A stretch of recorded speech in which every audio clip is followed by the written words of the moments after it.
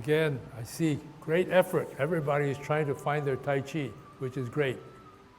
We're not all going to be champions, but that's okay. That's not the aim. There are several things that I want people to think about.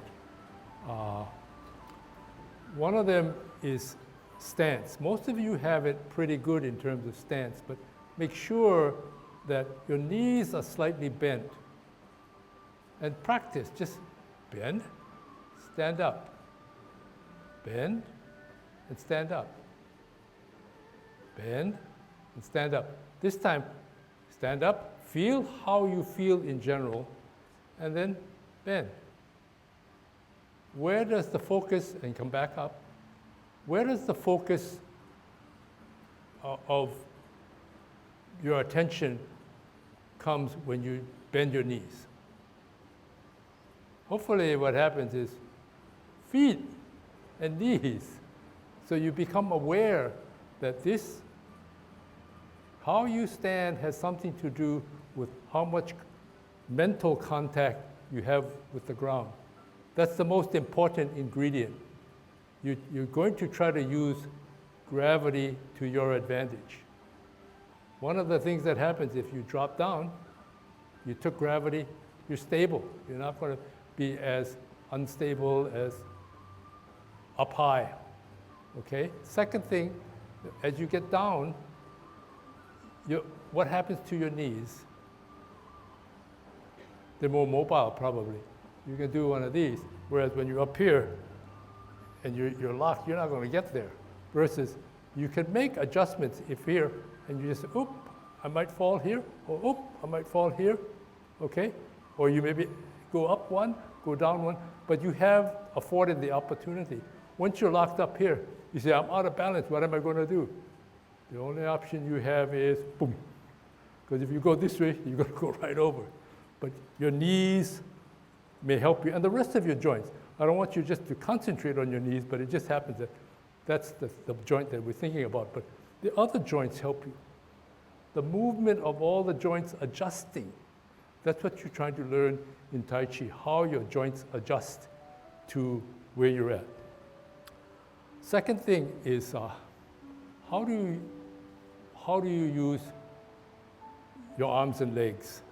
Okay, and I like to kid that when you do Tai Chi, no part of the body is unemployed.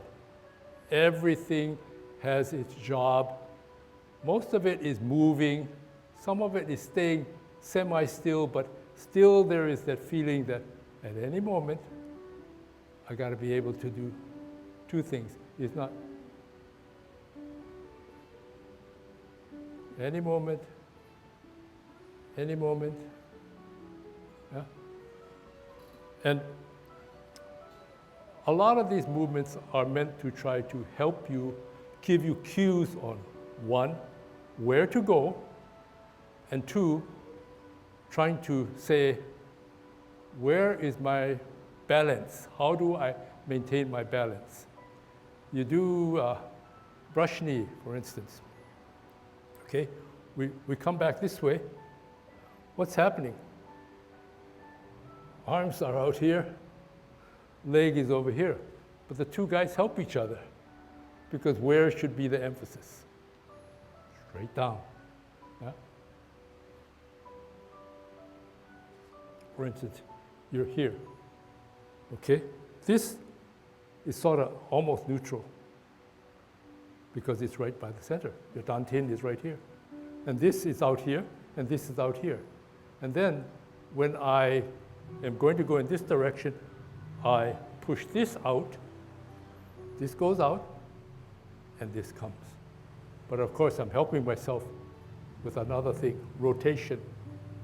And you're moving. So, one, arms will help you and legs will help you. Even here, you say, I've got to kick. Where's the emphasis? Okay? You have to consider, shift, center.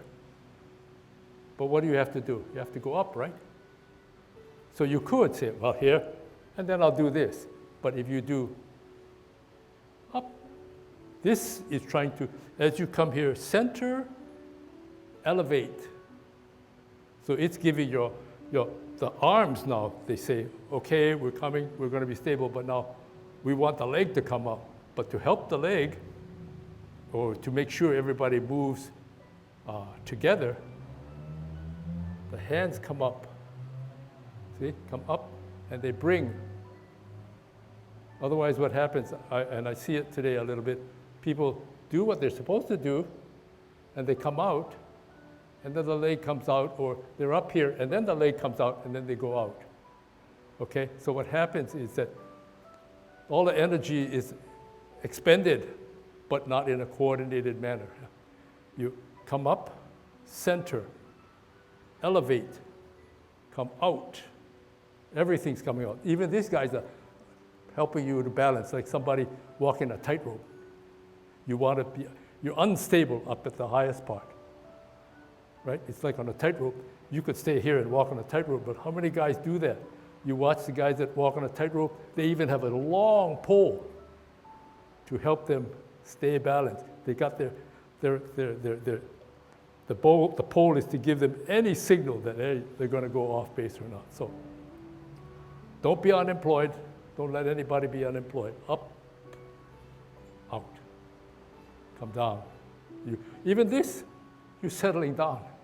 It's like a bird flying, right? The ornithologist will tell you that. It's like the bird's flying. You never see a bird come diving in except if they go, and even if they do, they're going for fish, right?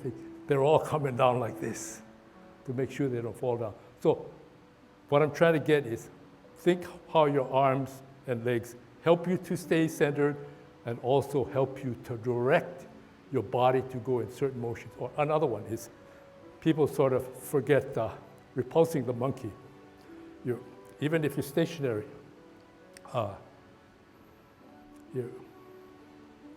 soon as I come out, I don't leave this here. I'm ready to go. I'm keeping everybody employed. It just happens that when you're doing the repulse the monkey, you open.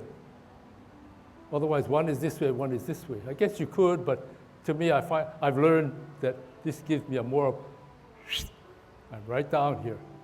And the next maneuver is close up shop, bring it back out. For instance, here, balance, arms, legs. When I come in, this is another way of saying, okay, bringing everybody to the center, very stable. Yeah? And if you sit down correctly, you can stay here, and then you just shift. See, you get what I'm trying to say in terms of use your arms and legs.